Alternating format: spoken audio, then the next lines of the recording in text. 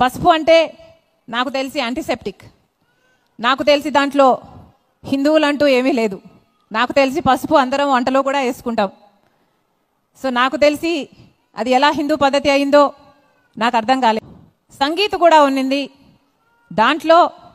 నేను ఎప్పుడు గత 35 సంవత్సరాలుగా ప్రాబబ్లీ డాన్స్ చేసింది లేదు.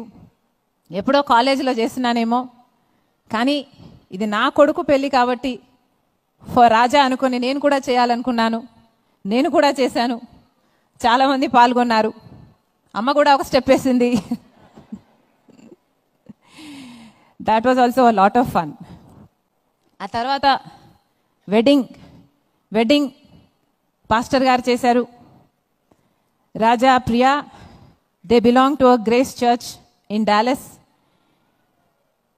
రాజాని తర్వాత ఆదివారం పొద్దున కాబట్టి సండే సర్వీస్ ఉండాలి అనుకున్నాం.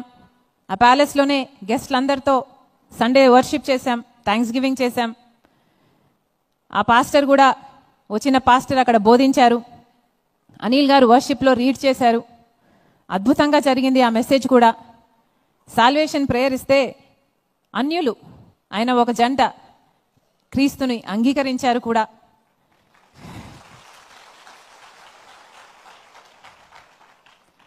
It was a pleasure. సాయంత్రం తలంబ్రాలు పెట్టుకున్నాం. తలంబ్రాలంటే దానికి ఒక పురోహితుడు లేడు, ఒక మంత్రం లేదు. తలంబ్రాలంటే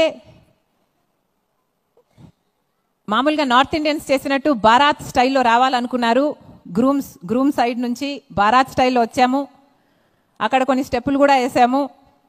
ఆ తర్వాత పెళ్లి కూతురిని పల్లకీలో తీసుకొచ్చి కూర్చోపెడితే ఇద్దరు ప్రియా రాజా ఒకరి మీద ఒకరు ముత్యాలు వేసుకున్నారు. ఆ తర్వాత ఒకరి మీద ఒకరు పూలు చల్లుకున్నారు. ఆ తర్వాత బంతి ఆడుకున్నారు. ఆ తర్వాత చెంబులో ఉంగరం వేసి ఎవరు తీస్తారు అని చిన్న పోటీ పెడితే రాజా తీశాడు. సో దీంట్లో హిందూ పద్ధతి ఎక్కడుందో మీరు నాతో పాటు ఏకీభవిస్తారని. హిందూ పద్ధతి ఎక్కడుందో మాకైతే అర్థం కాలేదు. ఇలా ట్రోల్ చేయడం కూడా. తలంబ్రాలలో బియ్యం కూడా పోసుకోలేదు, పసుపు బియ్యం కూడా పోసుకోలేదు. మన కల్చర్ని ఆచరిస్తూ మనం క్రిస్టియన్ పెళ్ళిళ్ళు చేసుకున్నా కూడా ఒక దండ వేస్తారు.